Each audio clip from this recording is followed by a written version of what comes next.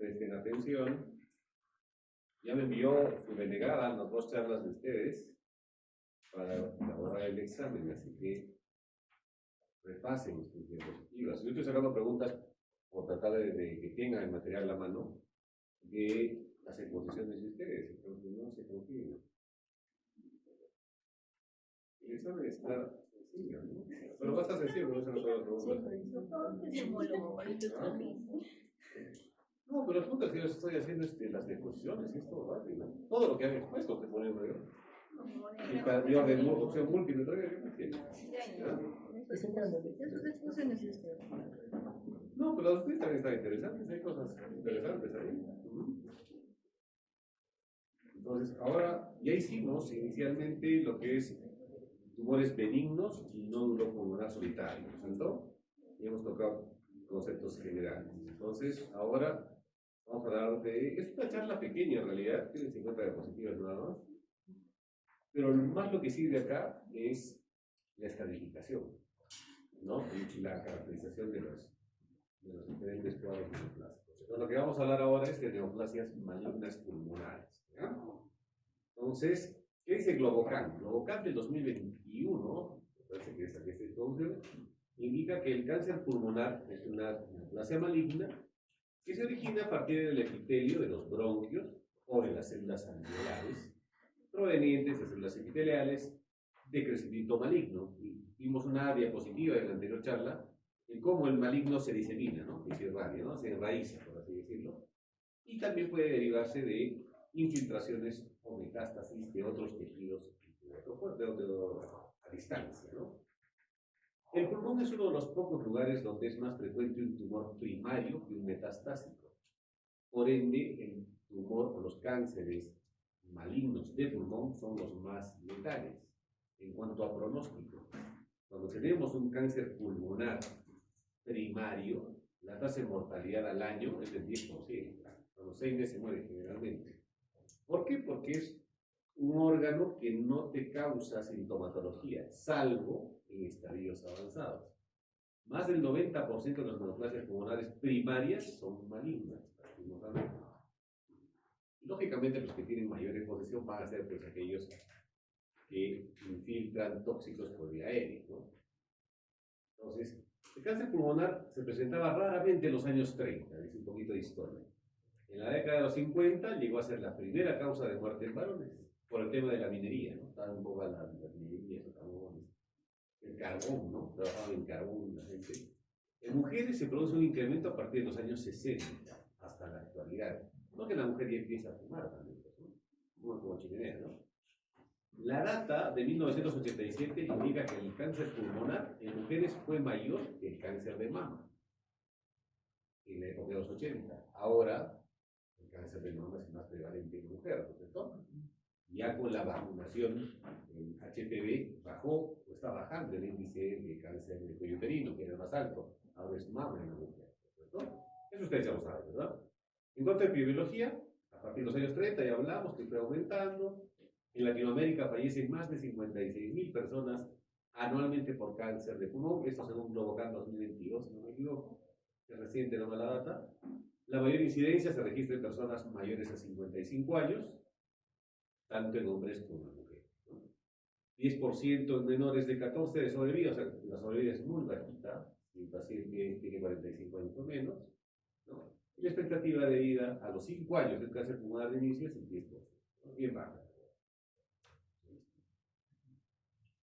Este es es un flyer igual de Globocan que dice que el cáncer de pulmón es mundialmente el cáncer más mortal, ¿no? Como decía al principio. 1.6 millones de personas por año mueren aproximadamente. Entonces es una incidencia bastante alta. Se indicaba que entre 2012 y 2030 los casos de cáncer pulmonar se iban a incrementar en un 50%, ¿no? De 14 millones a 21 millones por año, o sea, realmente es exponencial. Y las muertes por cáncer en general iban a subir un 60% de todos los cánceres, ¿no? Recordaremos que tras la pandemia o la epidemia por COVID-19 se han activado bastante cuadros neoplásicos, sobre todo porque ha disminuido el sistema defensivo de gran parte de la población vulnerable y hecho que se activen los cánceres, ¿no? ¿Cuáles son los principales factores de riesgo? Van a ser los mismos a los que atacan a las enfermedades pulmonares crónicas. El tabaco va a ser uno de ellos, es el factor principal de riesgo, está identificado, documentado, que es el principal elemento que condiciona cáncer. Por eso que anteriormente había hasta propagandas de cigarrillos, ¿no? Con chicas ahí desnudas, ¿no? Todo eso había, ¿no es cierto? Si se acuerdan, no sé si se acordarán ustedes, los cigarrillos más comúnmente conocidos, ¿no? Marlboro, Camel, eran flyers publicitarios bastante millonarios.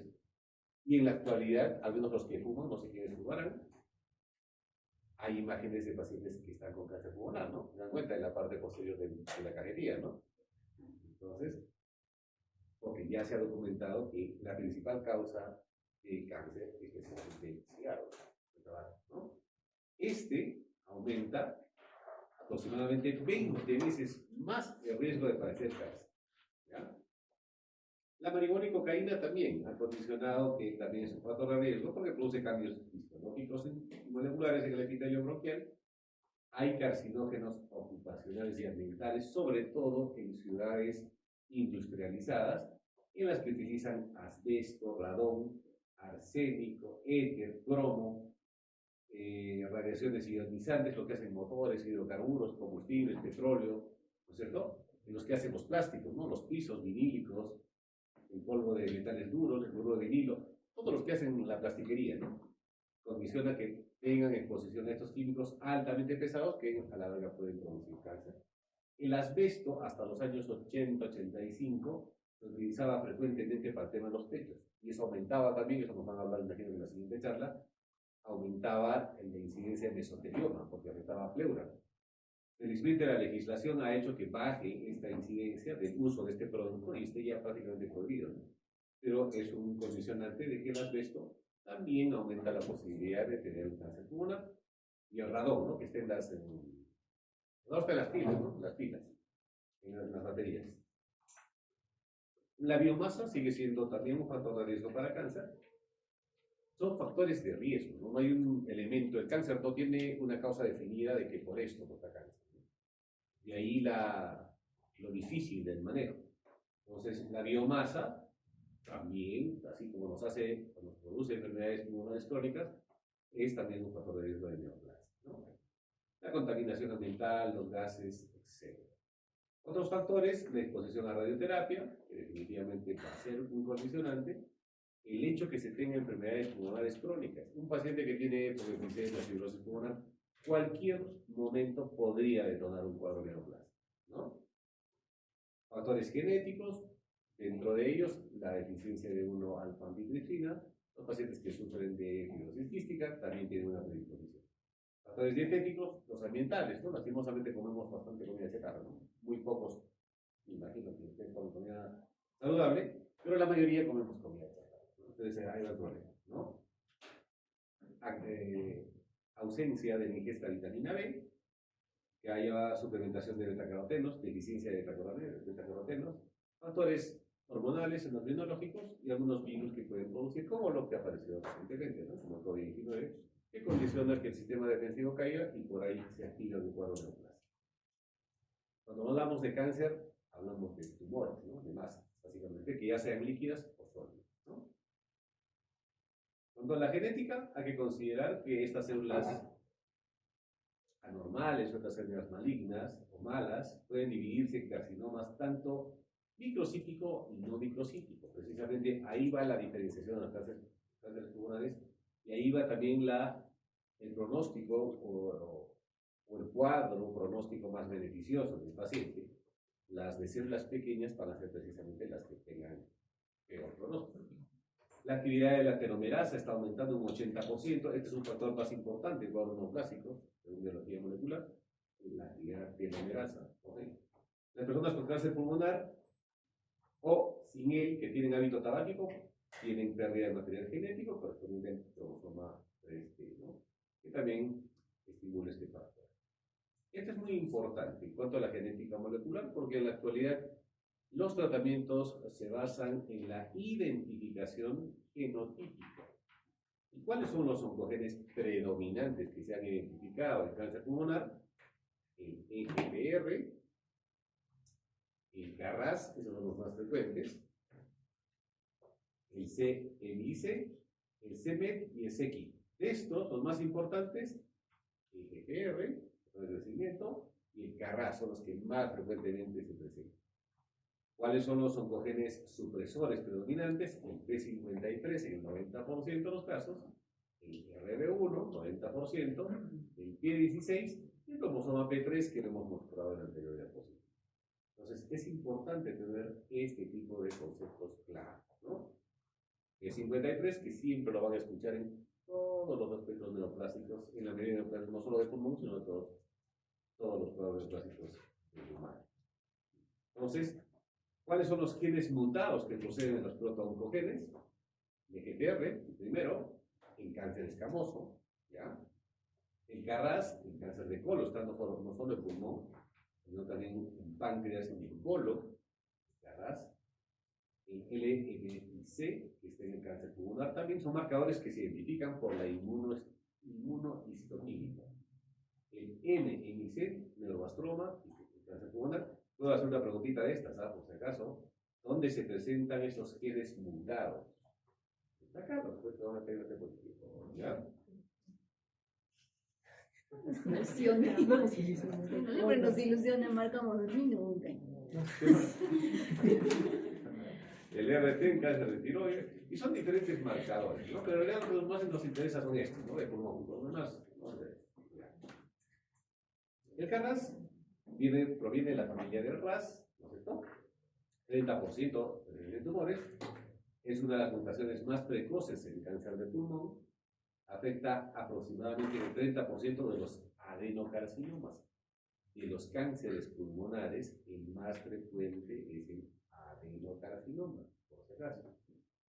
Tiene relación estricta con tabaco. Las pacientes con hábito tabáquico tienen un poco de riesgo de presentar y tener adenocarcinomas. Su mutación específica básicamente es en este tipo de pacientes a nivel genómico, fundamentalmente, y los procesos de diagnóstico mediante un lavado bronquial. Muy pocas veces la rentabilidad es muy baja en cuanto al escruto directo, mayormente es por lavado bronquial y biopsia transbronquial, ¿ya? El pronóstico relacionado con la resistencia a la quimioterapia y radioterapia, si se opera, tiene peor supervivencia y posiblemente con mayor mortalidad. Normalmente este tipo de cáncer, cuando ya se estabiliza cáncer, muy pocas veces el manejo quirúrgico será apropiado, ¿no? Más que todo tratamiento es la quimioterapia y la radioterapia. Entonces, no se olviden de esos. ¿Ya? El EGFR es el otro, son los más frecuentes, KRAS y EGFR. ¿Qué significa EGFR? Es el receptor de microdescrecimiento. Este es un receptor de la membrana tirosinclinasa. Tiene una mutación con el receptor que es altamente hiperactivo. Está sobreexpresado este gen en cuadros oncológicos positivos de pulmón, ¿cierto? Y activa generalmente la angiogénesis o la irrigación del tumor, por eso que es ampliamente distribuido. No está relacionado con tabaco, ojo, en comparación del otro. Fácil de diferenciación, ¿no es cierto? Pero sí se presenta en adenocarcinomas. Tiene mayor predisposición en pacientes de sexo femenino. Se detecta en suero, en el diagnóstico precoz. Su pronóstico predice la respuesta dependiendo del manejo. Si utilizamos anticuerpos monoclonales como el Nivi y el erlotinib, que están dentro del cóctel de terapia oncológica, la respuesta es aparentemente mejor. Pero hay que considerar que los cánceres pulmonares en general, el pronóstico es reservado, ¿no? Esta es otra tabla reciente de la clasificación de presentación genómica de los cánceres más frecuentes del pulmón. Y tenemos acá los carcinomas de célula pequeña, donde vemos acá que el KRAS está presente en una proporción bastante baja, las células pequeñas, en comparación al adenocarcinoma, que está en un 15 a 35%. ¿Okay? El otro que teníamos que considerar era el EGFR, ¿no? Y también lo encontramos en el adenocarcinoma bastante presente, que se mencionaba en las anteriores diapositivas, pero también se encontraba en el carcinoma escamoso, ¿no es cierto? mayor proporción en el carcinoma escamoso del Carras que el EGR. Estas son las pautas típicas en cuadro odontológico o en neoplasia pulmonar. ¿En qué gen se encuentra con mayor predisposición el Carras? En la teoría positiva le he mencionado, el carcinoma escamoso. Y el carcinoma escamoso, ¿con qué tiene relación? Con el tabaco, ¿cierto? El paciente tabáquico hay alta relación con carcinoma escamoso. Hay otro tipo de oncogenes que sí se presentan, como por ejemplo el EGFR1, que lo encontramos en carcinoma escamoso, con mayor proporción en relación a nosotros, 15 a 20%. Otro de los mayores, el MIC, que también hemos mencionado anteriormente, que es muy patognomónico del cáncer pulmonar y que con mayor frecuencia lo vamos a fenotipificar en el carcinoma de células pequeñas, el MIC. Ojo con este cuadrito, muchachos. ¿Ya? Es importante que se tengan unas nociones al menos básicas de los principales oncogenes que acá como se identifican en el cáncer pulmonar. En cuanto a la fisiopatología del cáncer pulmonar, va a depender de los factores, ¿no? La actividad de telomerasa hemos visto que es la principal, 80%. La hiperactividad que se observa durante la aparición del cáncer pulmonar conlleva un aumento de la proliferación celular y por ende el crecimiento tumoral. O sea, esta es la causante de todo. Ahí se están enfocando los nuevos manejos. Anormalidades en la metilación. Las anormalidades han llevado a un aumento del número de mutaciones relacionadas con cáncer pulmonar. En la fisiopatología son los 4 factores. La inestabilidad de las células satélite, que va a causar que estas áreas tengan un aumento en el número de mutaciones, facilitando de esta forma la aparición de mutaciones relacionadas con el cáncer pulmonar. Y los receptores de transmembrana y sus ligandos, que la sobreexpresión de esto aumenta en un 20 a 60% los diferentes tipos, para ayudar a la diferenciación histológica del cáncer pulmonar. Entonces, son los 4 factores que producen los cuadros neoplásicos a nivel pulmonar. Y si vemos acá, este cuadrito también lo tengo ya mapeado en uno de mis bancos, por si acaso. Entonces, ¿cuáles son los factores genéticos implicados? Actividad de la telomerasa, anormalidades de la metilación, inestabilidad del microsatélite, están acá, ¿no es cierto? Receptores de transmembrana y sus ligandos son los principales. Las familias del RAS, la familia del MIC, hay genes supresores, etc. Entonces, todos estos factores son los implicados por los principales de estos cuadros. Y pongo, en cuanto a la fisiopatología, ¿cuáles son los factores que intervienen? Excepto, a mí me gusta siempre poner excepto, ¿no? Entonces ya saben los 4, y el excepto es el raro que pongo, ¿no? Entonces, todos estos son todos los que están acá. Todos estos de acá. ¿Ya? Tampoco no queremos que sepan oncólogos, ¿no? Para que sepan las cosas básicas de todo lo que conviene. Porque la parte molecular es lo que hace que el cuadro neoplásico de la autoridad, al menos pulmonar, sea lo difícil en cuanto a terminación y tratamiento. ¿Qué hace la familia de RAS? Hace de que estos oncogenes aumenten el factor en un 15 a 20% y se presenta con mayor fuerza en los adenocarcinomas, es el Carras, ¿cierto? Le dice, relacionado de manera más frecuente, tumores de célula pequeña, pero lo hemos visto en el cuadrito, o sea, todo esto está en cuadrito, con otro cuadro. Los genes supresores activan la vía T53 y estos protocogenes, que no voy a repetir el nombre, pero es el kilo, ¿cierto? ¿Qué más tenemos? Angiogénesis tumoral, el factor de crecimiento del fibroblasto se encuentra con alta incidencia en los tumores, definitivamente una alteración vascular causado por un gen, que es el MIC, que lo hemos visto también en la primera diapositiva. ¿Qué factores tienen influencia en la formación de las metástasis? Cada tumor tiene una característica particular. Dentro de lo que resalta esta diapositiva, las caderinas, las integrinas, el CD44 y el colágeno tipo 4. Estas son las que van a promover los cuadros de metástasis. Ojo, seguimos hablando de células, ¿ya? De células moleculares, que son las que van a participar en la metástasis a distancia. Lo que hemos mencionado es que va a haber una alteración de la señalización de los receptores, va a haber defectos de mutación, ¿no es cierto? Hay reducción de la expresión de las caspasas, hay sobreexpresión de las células de crecimiento fibroblástico, hay un desbalance en las proteínas de la familia B2, BCL2, ¿no es cierto?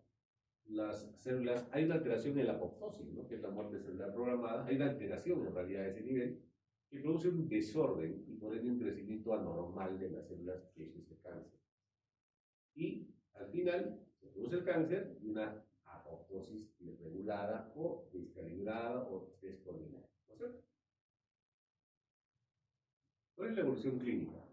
Hay proliferación de las células basales, y ya cuando hablamos de un tumor in situ, hay desarrollo de atipias nucleares y nucleolos predominantes, o sea, hay una alteración netamente celular, va a haber una metaplasia a nivel celular también, con una alteración del epitelio propio, dependiendo de la zona donde se localice, y lógicamente la formación en sí del tumor, que es el carcinoma. ¿No es la evolución típica de cualquier crecimiento tumoral, ¿ya? No específicamente de tumor, sino tumoral en general. Entonces, el cáncer pulmón, cuando hablamos de las células escamosas, comienza en la base con una metaplasia del epitelio bronquial, estamos hablando de bronquio, provocada por exposición de tóxicos del tabaco. El adenocarcinoma es el más común, como mencionaba, representa el 40% de los cánceres pulmonares y se localiza generalmente en las áreas periféricas. De ahí que la broncoscopía no tiene mucha rentabilidad porque es demasiado periférico y el broncoscopio no llega hasta ese segmento. Se debe hacer un diagnóstico diferencial con los secundarismos de otros cánceres, lógicamente. El carcinoma de células grandes, estas son las principales cánceres pulmonares. El carcinoma de células grandes, que también es periférico, por también broncoalveolar o central, suele cavitarse, esa es la característica de este. El de células grandes suele cavitarse y localizarse en la periferia del pulmón, sin embargo, también puede estar en los principales pasos. El carcinoma de células pequeñas no es periférico, si se dan cuenta, generalmente es vascular y central. Comienza con la submucosa bronquial, generalmente es una masa blanco-grisácea que ocluye la vía aérea proximal y generalmente proviene de células neuroendógenas. Normalmente este de acá, el de células pequeñas, es altamente metastásico, muy maligno, pronóstico mal, de los tres antes mencionados. Entonces, si nos vamos desde un punto de vista esquemático, ¿cómo empieza el pulmón? ¿Qué tipo de epitelio tiene el pulmón? El bronquio, sobre todo. ¿Se acuerdan? ¿Qué tipo de epitelio? No lo hemos visto bien, ¿no? Es un cilíndrico, ¿no? Por estratificado, ¿no? Entonces, se produce la displasia o alteración con una proliferación celular reversible, ¿no? En el cáncer ya empieza a haber infiltración con angiogénesis. Normalmente el estadio 1 es un tumor menor a 3 centímetros, no se extendió a ganglios linfáticos de otros órganos, es un carcinoma in situ, sobre todo el 1. Cuando hablamos del estadio 2, es un tumor que se ha extendido a los ganglios, más cercanos al tumor, ¿cierto? Ahí baja el pronóstico a 10 años 12%, a 5 años 15%, dependiendo de qué tipo de estilo que tiene el tumor pulmonar. En cuanto a los factores de riesgo, hemos mencionado algunos, pero desde el punto de vista biológico y entornométrico hay algunas. Dentro del aspecto demográfico y ambiental, la edad, hemos visto que la presentación aparece a partir de los 55. Pero más aumenta el riesgo en personas de edad avanzada, mayor a 70 años. El género masculino es el que tiene mayor propensión, como la mayoría de enfermedades, ustedes ya lo saben. La exposición a tabaco aumenta exponencialmente el riesgo de padecer neoplasia pulmonar. La exposición ocupacional, como mencionamos anteriormente, y la contaminación ambiental son los factores importantes. Dentro de los factores biológicos, hay algunas comorbilidades que condicionan la aparición de este tipo de neoplasias. Pacientes con diabetes, pacientes con obesidad, tienen un factor de riesgo adicional. Dentro de los factores hereditarios, la agregación familiar, hay familias que tienen de generación en generación, portan genes oncológicos, por lo cual también tienen, no hay recurrencia familiar de neoplasia. Y, lógicamente, hay algunos factores en cuanto al RB, netamente familiar, y el P53, que lo hemos visto anteriormente, ¿no es cierto? El tabaco, a más temprano el inicio del hábito, más temprano la posibilidad de una neoplasia. Muchos de ustedes lo utilizan como para no dormir, ¿no? Algo por el estilo, así empieza todo, como un juego. Después se hace un hábito, por la misma que tiene. El tabaco con filtro, reduce entre 20 y 40% la incidencia frente a aquellos que lo consumen sin filtro. La duración e intensidad del consumo es el factor más importante. El riesgo se hace exponencial dependiendo del PAGIER. Si tenemos un PAGIER por encima de 15, definitivamente el riesgo sube. Si tenemos un PAGIER de 20, la posibilidad de padecer cáncer pulmonar sube 20 veces aproximadamente. A partir de 20 PAGIER. Esta imagen siempre es muy interesante mostrarlas. Algunos la han catalogado como la toxina de un asesino. ¿Y por qué lo han catalogado de esa manera? Porque el cigarrillo tiene aproximadamente más de 50 sustancias tóxicas cancerígenas. Entre sus componentes más importantes, si podemos verlo, tiene benceno, tiene amoníaco, tiene cianuro, ¿no? En los años 60, 50, utilizaban cianuro por cada persona, ¿no? Es un veneno, ¿cierto? Tiene plomo, tiene arsénico, tiene nitrosamidas, tiene hidrocarburos aromatizados, y en realidad tiene un sinfín de sustancias químicas que dañan el pulmón.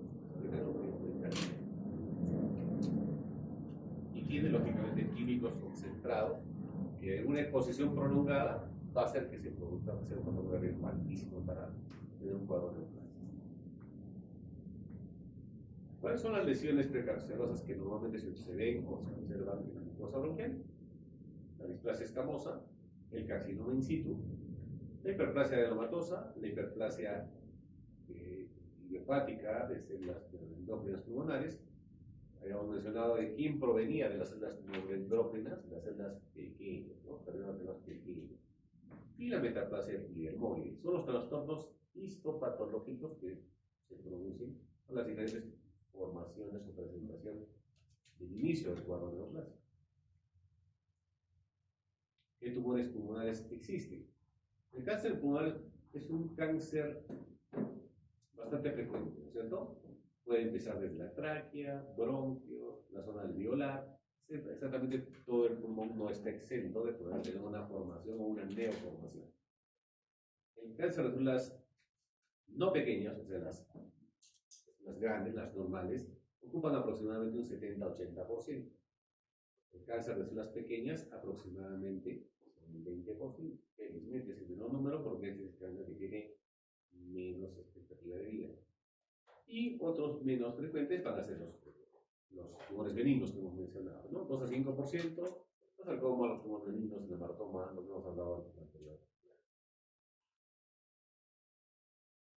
El cáncer broncogénico es el más frecuente en el mundo. Es la causa más común de mortalidad del cáncer. Aproximadamente hay una sobrevida a los 5 años del 15%. Generalmente son tumores localizados en un 40%. Aparecen entre la cuarta y séptima década de vida. Su pico entre la quinta y sexta década de vida. Las mujeres en la actualidad está aumentando la incidencia de este tipo de cáncer por el aumento de la exposición de tabaco. Ojo que el VAP también está entrando como factor de riesgo. En la actualidad ya se considera el VAP o el cigarrillo electrónico también como un factor de riesgo para el cáncer pulmonar, porque el humo que genera también contiene sustancias tóxicas y monóxido. Entonces, resumiendo algunos aspectos, tenemos algunas alteraciones moleculares frecuentes, las mutaciones RAS, esto comparando las células pequeñas y las no pequeñas. Las mutaciones RAS se presentan un 15-20% en las células grandes. ¿Qué es lo positivo acá? La P53, que va a tener una predisposición de ambas. El EGFR, que debe estar por acá. La actividad de la telomerasa, que habíamos mencionado. Esta también tienen que saberlo en cuenta. 85% de células grandes y 100% de actividad de telomerasa en células no pequeñas. Es uno de los elementos de la fisiopatología de la neoplasia pulmonar, ¿cierto? ¿Qué más nos llama la atención de este cuadro? La mutación es importante, la mutación P53 en un 50% se presenta en cáncer de células no pequeñas, las normales, y un 75-100% de células pequeñas. La sobreexpresión ERBD va a tener un 30% de actividad en células normales o células grandes, y no hay una descripción de las células pequeñas. Son las alteraciones moleculares que se presentan en el cáncer pulmonar. En cuanto a la etiología, existe una secuencia de cambios desde la metaplasia escamosa, que es donde empieza la degeneración celular, la displasia, el carcinoma in situ y el carcinoma invasor, ¿no es cierto? Entonces, el cáncer broncogénico, el carcinoma escamoso, para ser más específico, o epidermoide, es el mismo nombre, se presenta en un 25-40% de los cánceres de células grandes. El adenocarcinoma, 25-40%, y el carcinoma de células grandes propiamente dicho, entre 10-15%. El carcinoma de células pequeñas, que está en proporción al 20%, esta es su clasificación en inglés, pero no, lógicamente no vamos a poner estas siglas en inglés, sino vamos a poner en nuestros generales, para que se den cuenta la incidencia en cuanto a porcentaje. El carcinoma escamoso o epidermoide, ¿no es cierto? El 75% se origina en bronquio principal, pero puede ser lobado segmentario también. El crecimiento es intraluminal, o sea, hay lesión endobronquial, causan por ende obstrucción de vía aérea y focos neumónicos. La exploración es transbronquial y es invadir también parénquima. El 25% de este escamoso se va a presentar en un bronquio de calibre pequeño, puede aparecer en pleura y pudiese ocasionar necrosis y cavitación. Localmente es agresivo, sobre todo a ganglios, pleura y mediastino. Ojo, localmente es agresivo. Si preguntamos, el carcinoma escamoso, ¿a qué ganglios, o mejor dicho, a qué estructuras es altamente agresivo? Ganglios, pleura y mediastino. ¿Hay un componente tabáquico? Definitivamente sí. Y en la parte molecular hay inactivación del gen supresor P54. Este es un carcinoma escamoso. Tenemos la afluencia, ¿no? Ustedes cuando han hecho histología ya han visto, ¿no? Los niveles de tipo de definición. ¿Qué división es esta? Iosina, ¿no? ¿Seguro no? Iosina, ¿dónde se llama? Es hematoxilina y ¿no? Entonces, este es un cáncer, un paciente cáncer escamoso, tal vez un tumor, ¿no? Cuando hablamos de tumor hablamos de cáncer, ¿no? Cuando hablamos de cáncer hablamos de tumor, ¿no? Un carcinoma escamoso cavitado, ¿en cuál hablábamos? ¿Que cavitaba? Bueno, ¿y cuál era el que cavitaba? El escamoso, ¿cierto? El adenocarcinoma es el más frecuente. ¿Qué característica tiene? El otro era central, ¿no? Es periférico. Más pequeño, el cáncer bronquioalveolar, escamoso, no se cavita, esa tiene una característica. Tiene una presentación mixta en un 80%, acinar, papilar, bronquioalveolar alveolar, produce moco, que puede presentar en mujeres y no fumadoras. Localmente es agresivo a ganglios y pleura, solo a ganglios y pleura. ¿El otro cuál era? ¿Se acuerdan?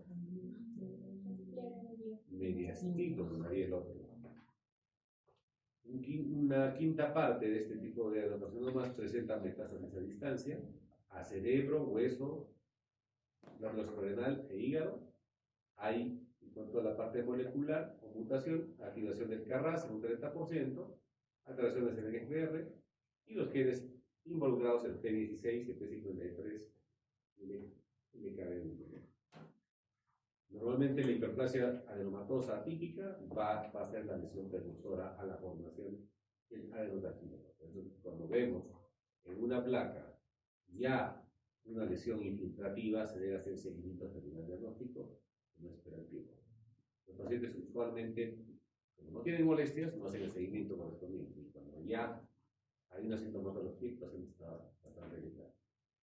Esta es una lámina histopatológica de adenocarcinoma, donde se puede ver los folículos o las células pequeñas, ¿no es cierto?, que tienen información de roseta, ¿no? Esta roseta se identifica el patólogo, no sé si alguno va a ser patólogo, entonces va a identificar tejido, ¿no? Nuestro adenocarcinoma tiene 4 tipos de presentación clínica: el adenocarcinoma acinar, el adenocarcinoma papilar, el adenocarcinoma sólido con mucina y el adenocarcinoma con subtipos mixtos. Ahora, el adenocarcinoma mixto tiene 5 tipos de presentación desde el punto de vista histológico: el adenocarcinoma fetal bien diferenciado, el adenocarcinoma mucinoso o coloide, el cistoadenocarcinoma mucinoso, el adenocarcinoma en anillo de sello y el adenocarcinoma de células claras. Esta es una clasificación histopatológica, ¿no? El patólogo es el que describe. El carcinoma bronquioalveolar va a haber 2 tipos. Ojo, se pregunto, adenocarcinoma, ¿cuándo o qué tipo de diferenciación histopatológica presenta? Con estas 4. Se pregunto, ¿cuáles son los mixtos? Con estos 5.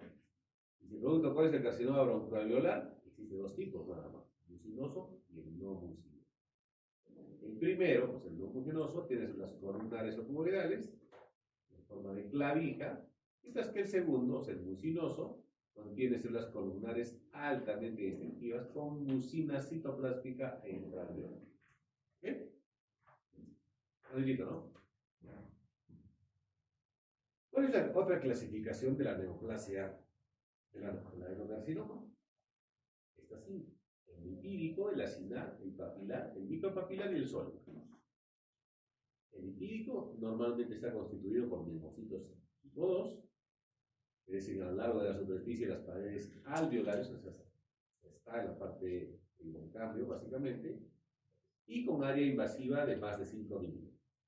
El acinar, lógicamente va a estar en los sacos alveolares, es una estructura, va a estar en una estructura glandular con volumen central, rodeado por células tumorales.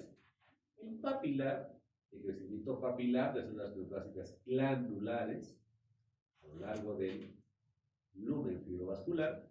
El micropapilar, de crecimiento en pequeños nidos papilares sin core fibrovascular. Y el sólido, lógicamente, con un patrón predominante sin evidencia de patrón lepídico.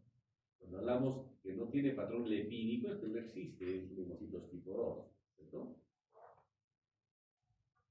Si el patrón sólido es del 100%, debe haber al menos 5 más células productores de mucina por cada campo. Es toda la clasificación histopatológica o anatopatológica. Adicional a ello, vamos a tener otro tipo de clasificación pura en cuanto al adenocarcinoma.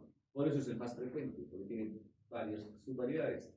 El invasivo mucinoso, que corresponde a un tipo de adenocarcinoma con una morfología columnar, o sea, las calciformes, con abundante mucina intracitoplasmática. El coloide, que muestra abundante mucina, que va a reemplazar los espacios aéreos, por ende va a ser procesos cultivos. El fetal, que tiene estructura histológica semejante al tejido del pulmón fetal, por eso no fetal. El entérico, que presenta estructura histológica semejante a un adenocarcinoma colorectal. El adenocarcinoma mínimamente invasivo, que va a ser generalmente solitario, tamaño menor a 3 centímetros, y va a presentar un patrón lepídico, lo dicho que es por presencia de linfocitos tipo 2, y no mucinoso predominante. Las lesiones preinvasivas, que se van a manifestar como una hiperplasia adenomatosa típica, va a estar localizada de linfocitos tipo 2 o células claras, es una diferenciación celular. Y el adenocarcinoma in situ es un adenocarcinoma localizado, usualmente no mucinoso, de hasta 3 centímetros de dimensión máxima, y que crece generalmente en las estructuras alveolares existentes, ¿no? Va a tener un patrón lepídico puro, sin invasión estromal ni vascular, el adenocarcinoma in situ. Esta es una imagen de un adenocarcinoma, como ustedes pueden ver, es periférico, generalmente está en la parte lateral superior. El carcinoma de células grandes es un tumor periférico grande, como su nombre lo indica. Tiene una predisposición o una predilección de invadir pleura y pared torácica. A nivel microscópico son células grandes y diferenciadas. Tiene algunos subtipos, así como el adenocarcinoma, el basaloide, el neuroendocrino, el de células claras, el microepitelioma y el rhabdoide. Esos son los tipos o subtipos de carcinomas de células grandes. Predomina en varones alrededor de 60 o de 60 años Normalmente hace metástasis a ganglios ileares, pleura y órganos a distancia, como el hígado, hueso, cerebro, abdomen. Dentro del aspecto molecular tienen influencia al oncogen P53 y el Carras. No se reconocen lesiones precursoras que propicien la presentación de un carcinoma de células grandes. Este es un carcinoma de células grandes, es gigante, ¿no es cierto? Son tumores grandes periféricos. Lógicamente que esto no va a crecer en un año, ¿no? Por lo menos tiene 5 o 10 años. Acá hay otro de células grandes. El carcinoma de células pequeñas, más temido en la parte pulmonar, en las neoplasias pulmonares, normalmente es una masa ilear, ¿no? O periliar, también puede afectar a ganglios periastínicos. Las células pequeñas son las que van a manifestarse, van a producir tejido de necrosis y van a tener una membrana con gránulos neurosecretores, ¿no? Las famosas células de Kuczynski. Al identificar células de Kuczynski, ya el diagnóstico del anatomopatólogo identifica más ausencia del tumor, cáncer de células pequeñas. Esta es la característica. Generalmente se presenta también en fumadores, es muy maligno, pronóstico a corto plazo malo. Su diseminación, dependiendo de la presentación y ubicación, no hay un tratamiento quirúrgico para este tipo de cuadro. Los síndromes paraneoplásicos secundarios a estas células normalmente sí se producen por inactivación de células P53, que tienen la mayoría de cánceres, y tampoco se reconocen lesiones precursoras. Igual que las células grandes, no se reconocen en comparación del adenocarcinoma, sí tiene lesiones precursoras o iniciales, ¿cierto? Entonces, las pequeñas desde el punto de vista anatomopatológico, la ubicación es la clave acá, es perivascular, ¿no? Central, casi en el ilio está este tipo de lesiones que invaden estación 5 ganglionar y por ende infiltración a tránsito, ¿no? Y el tumor carcinoide, que se presenta en 1 al 5% de los tumores pulmonares, normalmente es endobronquial en la mayoría de los casos, en menor incidencia en periferia.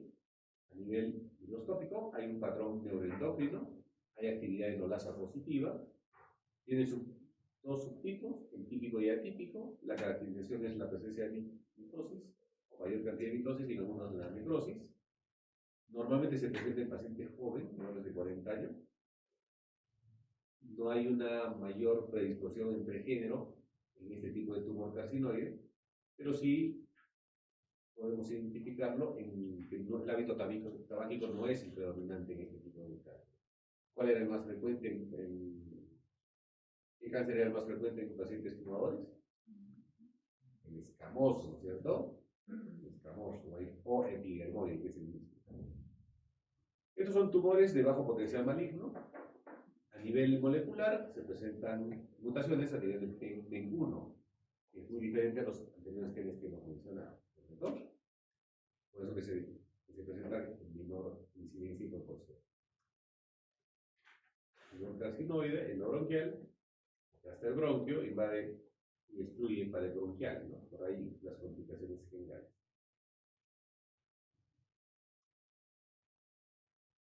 En cuanto a patología secundaria, a las neoplasias, podemos ver algunas cosas puntuales. Cuando se produce obstrucción parcial de la vía aérea, puede producir un enfisema focal. Cuando la obstrucción es completa, van a producir estadios o episodios de atelectasia. Cuando hay obstrucción en drenaje, se pueden producir bronquiectasias o episodios repetitivos de bronquitis. Cuando hay una invasión de la vena cava, la famoso síndrome de la vena cava superior, la patología descrita, produce congestión venosa, invade el pericardio, va a presentarse como una pericarditis, y si invade pleura, una pleuritis o una effusión pleural. Ya estamos hablando acá de metástasis, ¿no es cierto? Si invade órganos externos como la pleura. ¿Cuáles son los sistemas más frecuentes de la neoplasia maligna? Dos semanas debe haber como si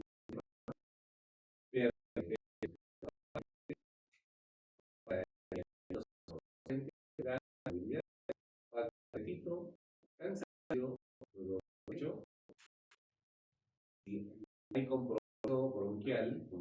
endobronquial, pudiese haber afonía, voz de bronca reforzada, pudiese haber esteridor laringio, ¿no? Si tuviese obstrucción, una lesión endobronquial, sibilancias agudas debido a la obstrucción de la vía aérea, puede haber hinchazón de extremidades superiores, en dedos de manos y pies, o dedos en palillo de tambor cuando se trata de episodios obstructivos, ¿no? Por la hipoxia crónica y hipertensión. ¿No? Tenemos signos asociados típicos en general, no necesariamente pulmón. Hay pérdida de peso en 40% por la pérdida de apetito, puede haber fiebre y malestar general.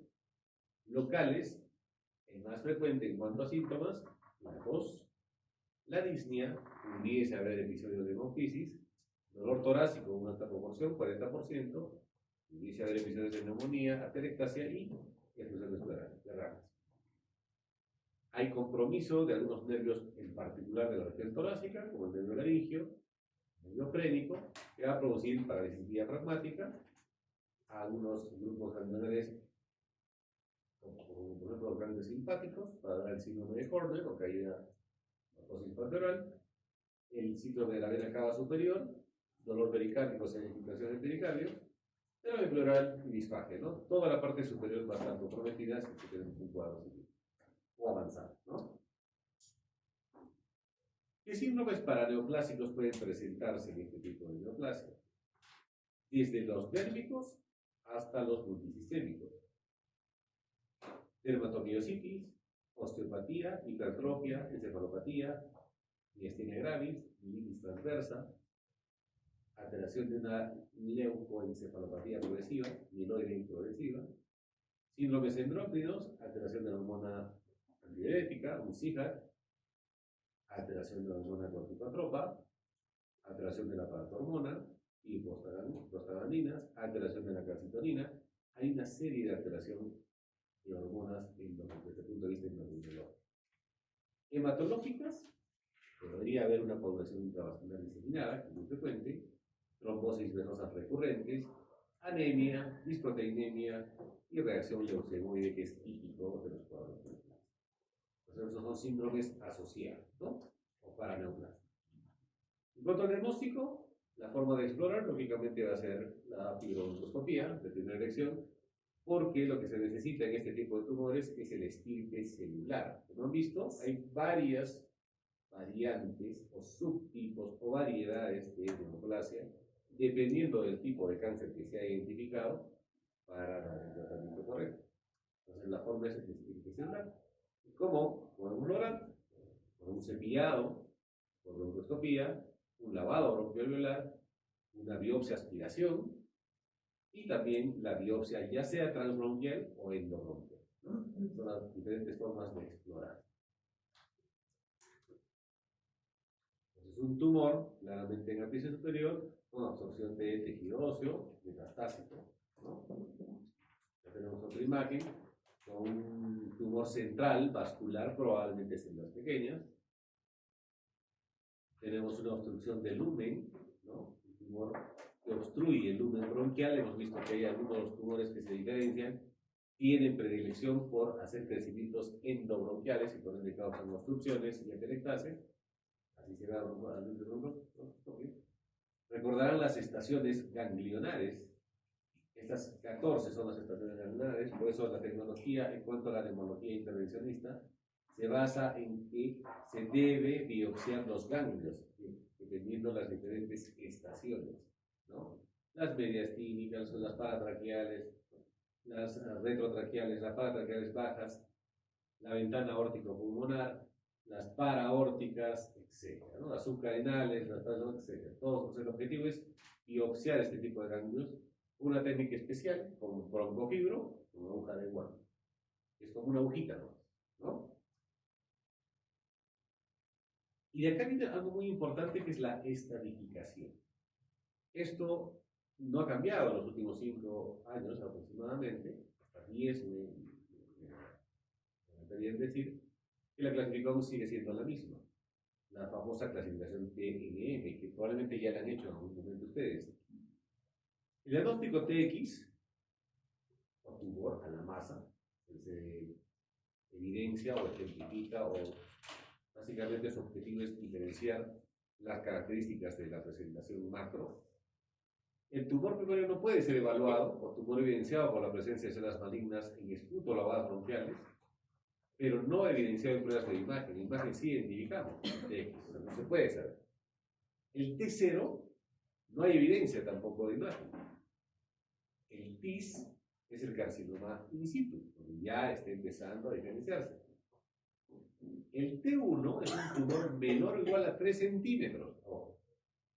Tumor menor o igual a 3 centímetros de diámetro, mayor rodeado por pulmón o pleura visceral, sin evidencia mediante broncoscopía de invasión más proximal del bronquio. Bronquio lobar adyacente. El T1A es un adenocarcinoma mínimamente invasivo. O sea, ya está viendo infiltración, pero menor a 3 centímetros. El T1B es un tumor mayor a 1 centímetro, pero menor o igual a 2 centímetros. Es un diámetro mayor. El T1C es un tumor entre 2 centímetros, pero menor a 3 centímetros, es un diámetro mayor. Y el T2, o sea, hay que sacar una conclusión acá, que el T1 es hasta los 3 centímetros, ¿no es cierto? El T2 es entre 3 centímetros, pero menor a 5 centímetros, que puede tener algunas características especiales, como que afecte el bronquio principal independientemente de la distancia de la carina, que invada pleura visceral, que esté asociada a telangiectasias o neumonitis obstructiva, que se extienda a la región iliar, afectando parte o todo el tumor. El T2A es un tumor igual, mayor a 3 centímetros, pero menor a 4. El T2B es uno mayor a 4, pero menor a 5. Entonces son las diferenciaciones del T, ¿cierto? El T3 es un tumor entre 5 a 7, en su diámetro mayor y con un nódulo, con nódulos tumorales en el mismo lóbulo que el tumor primario, y que va a invadir directamente algunas de las siguientes estructuras: pared torácica, incluyendo pleura parietal y tumores del surco superior, nervio frénico y pericardio parietal. Y el T4, que es el último de los Ts, es el que va a tener un tumor sólido mayor a 7 centímetros, es grande, en su diámetro mayor, y va a estar asociado a nódulos tumorales, sobre todo, puede estar en distintos lóbulos, pero sobre todo ipsilaterales, ¿no? Es un mismo muscular. Ahora, el T4 muchas veces invade diafragma, mediastino, corazón, grandes vasos, tráquea, nervio laríngeo recurrente, esófago, etc. La T, hasta la 4. La N. ¿Qué significa la N? Nódulos, ¿no es cierto? Afectación de ganglios linfáticos o regionales. La NX no se puede evaluar si hay afectación de ganglios. La N0 no existe afectación de ganglios linfáticos regionales. La N1 hay metástasis a ganglios linfáticos peribronquiales y iliares y intrapulmonares ipsilaterales, en el mismo lugar. El N2 hay metástasis de ganglios linfáticos mediastinales ipsilaterales y subcarinales. N2. El N3, metástasis a ganglios linfáticos mediastínicos contralaterales, es la diferencia, contralaterales, en comparación al N1, iliares, contralaterales, escalénicos o supraclaviculares, ipsilaterales o contralaterales. Al otro punto. Solo tiene clasificación N3. Usted tenía 4, la N2 tiene solo 3. La M de metástasis se va a clasificar en M0, no existe metástasis a distancia, M1, pues existe metástasis a distancia, M1A, nódulos pulmonares presentes en lóbulo contralateral, tumor con nódulo pleural o pericárdico o de función pleural, M1B, metástasis única extratorácica, y M1C, metástasis múltiples extratorácicas a uno o varios órganos. Lógicamente que si tenemos un tumor con un M1, automáticamente identificamos que es TK, ¿no? Es importante que ustedes sepan estos dos cuadros: la estadificación del TNB o la clasificación del TNI. De esa clasificación, de las características van a salir los estadios. Es lo más importante en neoplasias, es lo que más se basa el oncólogo, es precisamente estadifica y de, ¿no? Un carcinoma oculto, un TX, no es un TX, no había nada, ¿no? Un N0, no hay nódulos, no hay metástasis, N0. Un estadio 0 es un TIS o un carcinoma in situ, ¿verdad? no hay infiltración en ganglios, N0, no hay metástasis. Un estadio 1A, vamos a tener ¿qué cosa? Un T1A, donde ya el crecimiento ya es de 3 a 4 centímetros, pues no lo recuerdan, ¿no es cierto? Pero no hay infiltración en nódulos y tampoco metástasis. El T1A, no hay nódulos, tampoco hay metástasis. Cuando hablamos al estadio 1A2, ya tenemos un T1B, cuando ya el crecimiento ya aumentó, ¿no es cierto? De 3 a 4, ¿recuerdan, no es cierto? N0, M0, un estadio 1A3, ya tenemos un T1C, ya está llegando a 5 centímetros, N0, N0, hasta ahí, manejable. Pero cuando empezamos ya a ver estadios más amplios en cuanto a tamaño, como el 2A o el 2B, estamos hablando de tumores más de 5 centímetros, ya vemos que ya hay infiltración ipsilateral, hay nódulos ipsilaterales. Yo puedo preguntar, ¿el estadio 2B tiene N1, 2, 3? ¿No es cierto? Esa es la clave de esta parte, ¿no? Que es la más importante de esta identificación. El T2B tiene N1, no hay metástasis igual. El T3 aparentemente es un tumor grande, ¿no es cierto? Pero no hay nódulos todavía. Estamos en el estadio 2. En el estadio 3 definitivamente ya está avanzado, ¿no? Tenemos un T1A a la C, un N2, está hablando de infiltración de ganglios contralaterales, no hay metástasis. El T2, el T3, el T4 no tienen mayor infiltración en cuanto a metástasis, no tenemos ni una metástasis, son pulmones in situ, pulmonares. El estadio 3A, 4, ya tiene nódulos a distancia, o mejor dicho, nódulos ipsilaterales N1, el N2 es el que recién salta, ¿no es cierto? Es importante esa clasificación. Si encontramos, como les decía al principio, ¿no? Un paciente con tumor pulmonar con efusión pleural, estamos encontrando un paciente estadio 4, que es lo máximo en caso terminal, ¿no es cierto? Entonces, estadio 3B, ya tenemos un T1A a la C, tamaño 3 a 5, hay N3, o sea, ya está viendo nódulos a distancia, ya hablamos vecinos, no hay metástasis todavía. El T3 puro, nódulos N2, metástasis tampoco. El estadio 13, es un T3, de 5 a 7 centímetros, es un N3, ganglios infiltrados en órganos vecinos. El T4 del estadio 13, igual, N3, N2. En el estadio 4 ya tenemos cualquier T, cualquier N, pero la diferencia del estadio 4A y 4B básicamente van a ser las metástasis. Y van a ser al propio órgano, al órgano contralateral y a distancia. ¿No es cierto?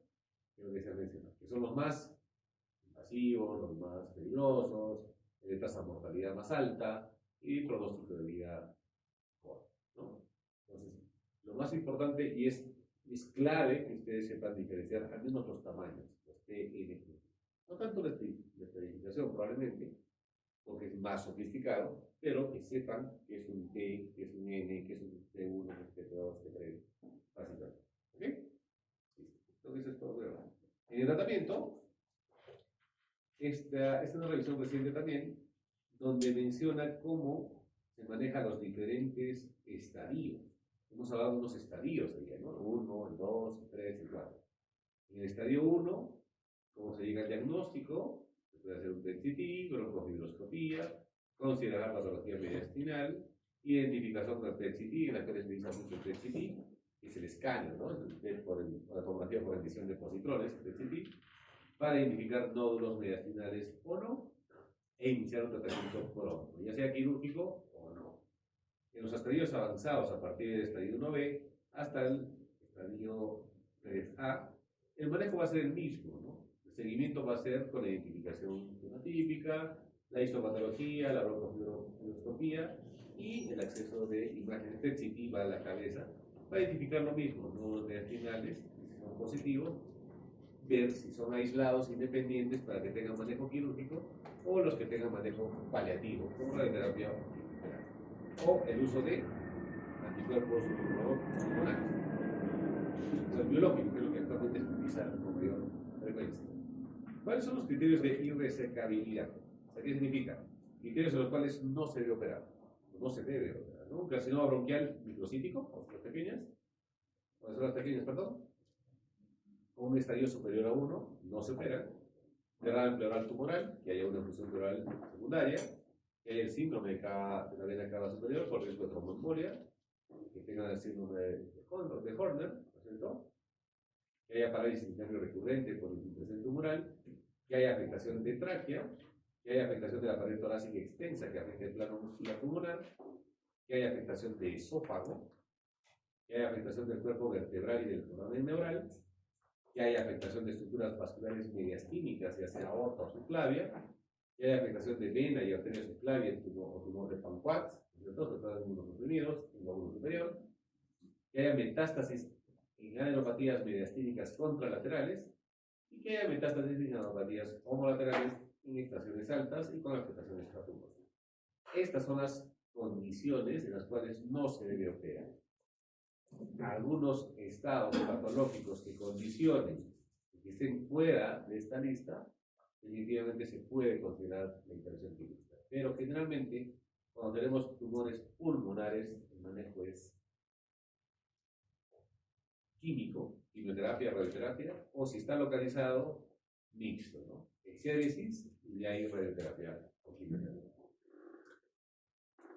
Eso era lo último que quería ver. En cuanto a los factores protectores, se ha podido demostrar que una dieta rica en carotenoides y vegetales tiene una propiedad protectora ante cáncer de pulmón, la verdura, ¿no? Entre los nutrientes más conocidos que protegen el pulmón está el retinol, o todo lo que tenga vitamina A, los beta-carotenos, zanahoria, ¿no?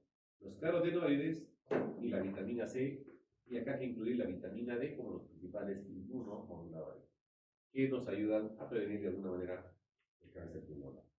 ¿Ok? Entonces esto. Sí, por este argumento.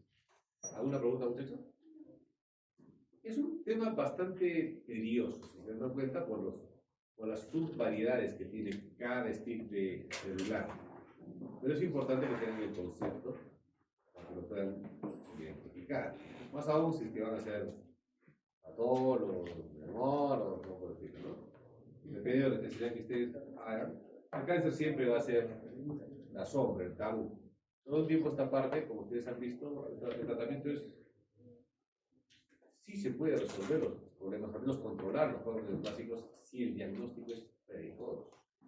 Por eso que tienen que promover la cultura de prevención y de evaluación preventiva cada año al menos, para disminuir esas tasas tan altas que menciona Román en su boletín anual. ¿Ok? Entonces, la presentación está acá en la computadora. Entonces, nos vemos la próxima semana para ya iniciar los temas del tercer aporte. ¿Ok?